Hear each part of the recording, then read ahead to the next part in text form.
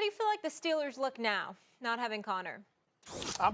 I'm very concerned. I'm very concerned because even though he's not LeVeon Bell, he was still better than average, definitely more than serviceable. And his absence, unless they can pull another cat out of the bag and have somebody that can replace him in their running game, and I haven't seen that individual yet, what we have is a situation where you're going to be called upon to throw the ball even more if you're the Pittsburgh Steelers. Now, here's the problem with that. Can Ben Roethlisberger throw it? Sure. Can Antonio Brown catch it? You're damn right he can. Can Juju Smith-Schuster catch it? Absolutely. Vance McDonald, Jesse James, James Washington, can they catch it? I have no doubt about that. The problem is you have a quarterback who is on the record in an age of efficiency telling the world, I don't care about interceptions. I'm going to go for it. I'm going to take my chances. And so the more you have to throw the football, the more you're subject to taking chances, which means taking risk, which means the likelihood is that you're going to make more mistakes than usual, and you've already made enough since you're leading the league in red zone interceptions. That's where my problem lies with all of this. It's not that I don't believe that Ben Roethlisberger can get the job done. He's a future Hall of Famer, and he's proven that he can. The requisite weapons that you have around him in the passing games, I don't think you can ask for much better than he has available to him. But priding himself in being a gunslinger, not worried about mistakes, to a point where at the most inopportune of times you might end up inefficient. When you take into account the fact that you're stripping yourself of a running game because you don't have LeVeon Bell and you don't have James Conner, you're putting more on the shoulders of a quarterback who doesn't appear to mind making mistakes. And that concerns me. And it really does. 3 expressions come to mind about the Pittsburgh Steelers. 3? Yep. Okay. Just desserts, right? How about you reap what you sow? Or how about, you familiar with the expression, cutting off your nose to spite your face? I'm going to show my face, cut off your nose. Right now you look ridiculous. The Steelers cut off their nose to spite their face. They wanted LeVeon Bell to play this year. That's why they were in talks to bring him back. They didn't want to not have him this year, because as good as James Conner is, and he's quite good, LeVeon Bell gives you a premium over James Conner. Just think of the couple passes he dropped that could have cost him the game the other day. LeVeon Bell, better ball security on top of everything else. LeVeon Bell makes you better. You had a close loss to the Chargers. Maybe you win that game with LeVeon Bell at home. They wanted LeVeon Bell. LeVeon Bell said, okay, yeah, I'll come back. Just don't franchise tag me again. Just tell me that and I'll come back. And they said, no, we won't do that. Huh? But so you would franchise him because you'd want him back again. So that means you clearly want him. But you won't agree not to franchise him, even though you know he won't come back if you say that.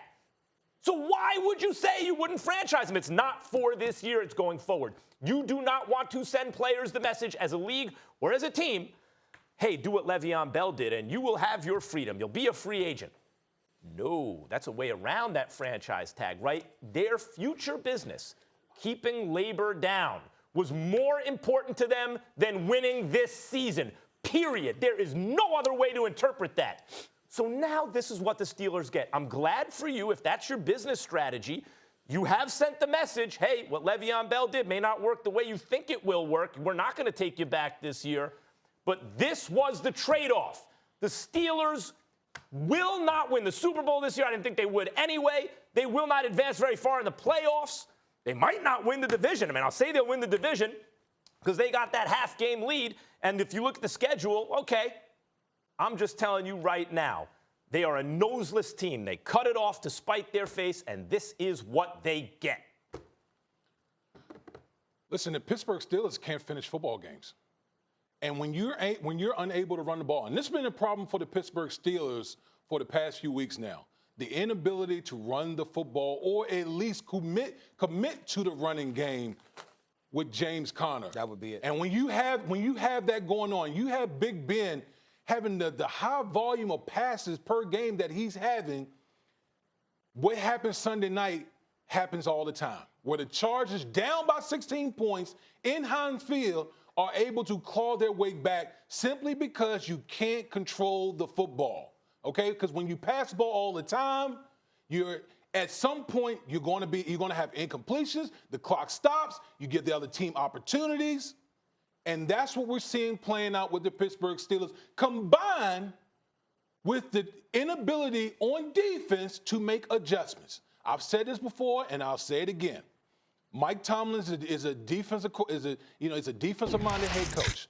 And what we've seen from the Pittsburgh Steelers, whether it's with the Los Angeles Chargers, and Keenan Allen being targeted 18 times, and his inability, and that defense inability to take away what teams want to do the most, causes you to lose football games. It happened last year in Week 15 against the Patriots. 2 minutes to go.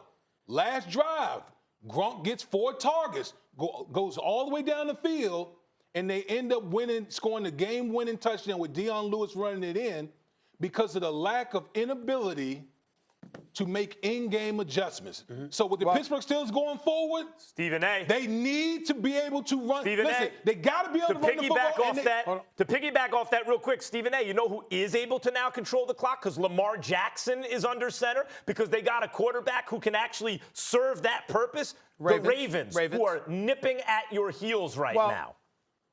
Well, let's understand this, and this is an important point, Damien, that I wanted to bring up to you. The Pittsburgh Steelers with James Conner in the lineup is averaging 40.